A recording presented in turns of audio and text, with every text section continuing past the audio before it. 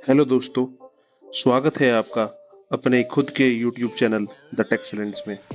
आज हम बात करेंगे टीडीएस रिटर्न जब हम रिवाइज करते हैं तो हमें आरआरआर नंबर जो कि इनकम टैक्स पोर्टल मांगता है।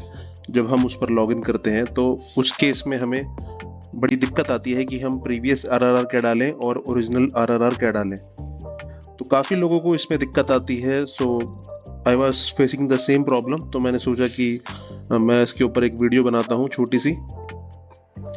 तो देखिए, काम बहुत इजी है, बट जब आप उसको करने जाएंगे तो आपको पता चलेगा कि वो बहुत ज़्यादा टिपिकल सा होता है कि क्या इसमें डालें, फिगर एक्नॉलेजमेंट नंबर क्या डालें, आरआरआर नंबर क्या होता है।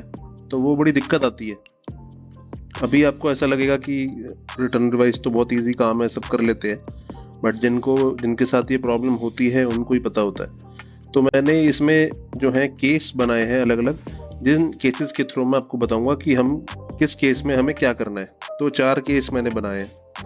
तो पहले बात करते हैं केस नंबर 1 की। इसमें क्या है कि हमने एक ओरिजिनल रिटर्न फाइल करी टीडीएस की, और हम उसमें कुछ एडिट या ऐड करना चाहते हैं, deductive, pan number, amount etcetera. ठीक है। तो इस केस में जब हम रिटर्न रिवाइज करेंगे तो हमारे पास अगर डीएससी है या हम आधार ओटीपी से उसको रिवाइज करना चाहते हैं तो हमें इनकम टैक्स पोर्टल पे टैन बेस्ड लॉगिन करना है। वहां पे जाके वो मांगता है ओरिजिनल आरआरआर और प्रीवियस आरआरआर। तो इस केस में ओरिजिनल आरआरआर क्या होगा? RRR number of return of that quarter. उस क्वार्टर की रिटर्न का जो आरआरआर ओरिजिनल रिटर्न जब थी उस टाइम का जो आरआरआर नंबर था वो ही इसका ओरिजिनल आरआरआर बन जाएगा। और प्रीवियस आरआरआर क्या होगा? RRR number of last recently file return. अब देखिए, जैसे एग्जांपल के लिए आपने Q4 की रिटर्न जो है फाइल करी, और अब आप Q1 की रिटर्न रिवाइज करना चाहते हैं फाइनेंशियल ईयर 22-23 की। तो उस केस में ओरिजिनल आरआरआर तो आपका हो जाएगा जो Q1 का आरआरआर था, और जो प्रीवियस आरआरआर होगा वो Q4 वाला माना जाएगा। प्रीवियस आरआरआर मतलब होता है जो लेटेस्ट आपने टीडीएस की रिटर्न फाइल कर रही होती है वो, और ओरिजिनल जो जिस क्वार्टर का हम रिवाइज करना चाह रहे हैं वो। तो केस 1 में ओरिजिनल बन जाएगा उस Q1 का आरआरआर, और प्रीवियस आरआरआर बन जाएगा Q4 का आरआरआर। अब केस 2 पे चलते हैं। केस 2 है file the original return and later on pay any challan of the same quarter and then updated the details related to that challan in the return. इसका मतलब क्या है हिंदी में बताएं तो? ओरिजिनल रिटर्न हमने फाइल करी और उसमें उसके बाद हमने कोई चालान उसका पे करा, और हम उस चालान की डिटेल उस रिटर्न में अपडेट करना चाहते हैं जो हमने क्वार्टर की रिटर्न फाइल करी है। तो इस केस में ओरिजिनल आरआरआर नंबर होगा उसी क्वार्टर की जो ओरिजिनली फाइल रिटर्न है उसका आरआरआर, जैसे मैंने पहले एग्जांपल में बताया था। और प्रीवियस आरआरआर हो जाएगा जो भी लेटेस्ट हमने रिटर्न फाइल करी है वही हो जाएगा। तो ये थे 2 केसेस। अब केस 3 की बात करते हैं। फाइल्ड द ओरिजिनल रिटर्न, और उसके बाद कोई उसमें चालान हमने उस क्वार्टर का करा, उसी क्वार्टर का, और हमने उस चालान को ऑनलाइन स्टेटमेंट में ऐड कर दिया, और फिर हम चाह रहे हैं कि हम उस चालान को रिटर्न में अपडेट करें। ठीक है। तो ये वाला केस बड़ा ध्यान से सुनिएगा।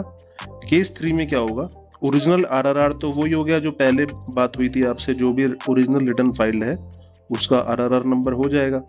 अब प्रीवियस आरआरआर क्या होगा? देखिए, जो भी हम चालान ऐड करते हैं ऑनलाइन तो वहां पे एक एक्नॉलेजमेंट आता है, क्रॉस क्रॉस करके ऐसे आती है ट्रेसेस की साइड पे जब आप चालान ऐड करेंगे।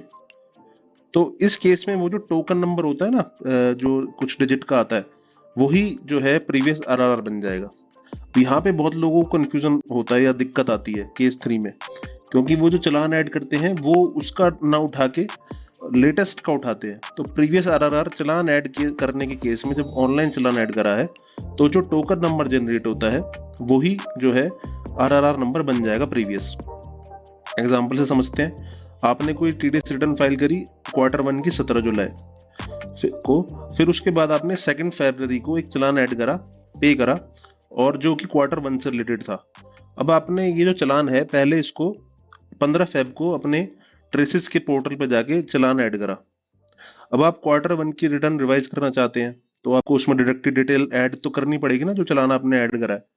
तो ओरिजिनल आरआरआर जो हो जाएगा वो तो हो जाएगा जो Q1 जो 17 जुलाई को रिटर्न फाइल हुई थी उसका, और प्रीवियस आरआरआर हो जाएगा जो 15 फेब को आपने चालान ऐड करा उसका, जो टोकन जनरेट हुआ।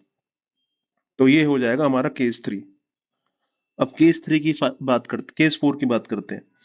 सपोज आपने ओरिजिनल रिटर्न फाइल करी और वहां पे आप जो रिटर्न रिवाइज है वो एक से ज्यादा बार कर रहे हैं। उस केस में क्या होगा, ओरिजिनल आरआरआर नंबर हो जाएगा जो ओरिजिनली रिटर्न फाइल्ड है, जो पहली बार आपने फाइल करी थी, और इस केस में प्रीवियस आरआरआर नंबर होगा जो रिवाइज पहले टाइम पे जो रिवाइज हुआ था वो वाला आरआरआर नंबर माना जाएगा। तो इस केस में क्या है, रिटर्न रिवाइज जो आप पहली बार करेंगे वो ही आपका प्रीवियस आरआरआर बन जाएगा। तो ये 4 केसेस में ज्यादातर सारी रिटर्न कवर हो गई हैं। इसके अलावा अगर आपको कोई डाउट हो तो आप कमेंट में लिख सकते हैं।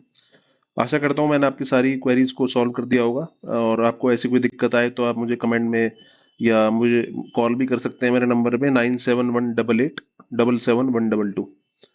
Thank you and have a great day.